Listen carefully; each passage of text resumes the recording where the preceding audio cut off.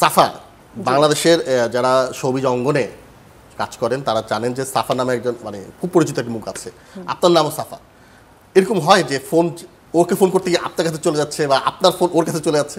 হ্যাঁ, এরকম আমার সাথে হয়েছে যে অনেকেই আছে যে মানে আমাকে কল করতে গিয়ে সাফা কবির আপু উনাকে কল করেছে, বা হচ্ছে উনাকে কল করতে গিয়ে আমাকে কল করেছে, এরকম বেশ কয়েকবার হয়েছে।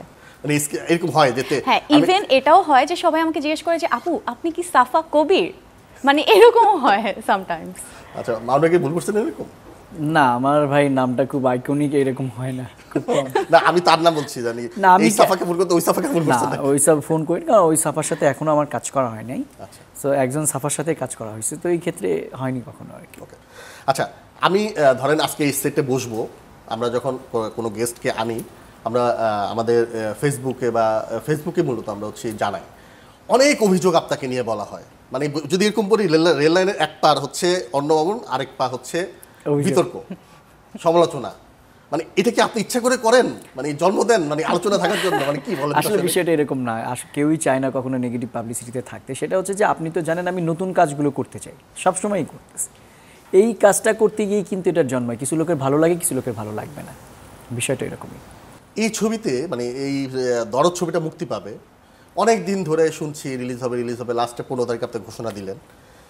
গান মুক্তি দিবেন, ট্রেলার মুক্তি দিবেন, মানে দিবেন, এই নাটকীয়তা কেন? মানে দিনের পর দিন করছেন এটা নাটকীয়তা না, আসলে যেটা হচ্ছে আমাদের গান কিন্তু অনেক আগে রিলিজ। ওই যে বললাম নতুন কিছু, আমাদের এই গানগুলো টি সিরিজ থেকে আসার জন্য সব ফাইনাল হয়, প্রতিবার যাচ্ছে, যখনই আপলোড হচ্ছে কোনো না কোনো প্রবলেম আসছে, সেগুলো শর্ট আউট করতে করতে এই পর্যায়ে চলে আসছে। তো এটা যেহেতু নতুন করছি, নেক্সট টাইম কিন্তু আর ওই ঝামেলাটা হবে না। তখন আর টি সিরিজে করলে আমরা জানবই যে আমাদের এই পেপারসগুলো সাবমিট করতে হবে, এই ক্লিয়ারেন্স লাগবে, এই জন্যই প্রবলেমটা হয়েছে, আর অন্য কোনো বিষয় ছিল না ভিতরে।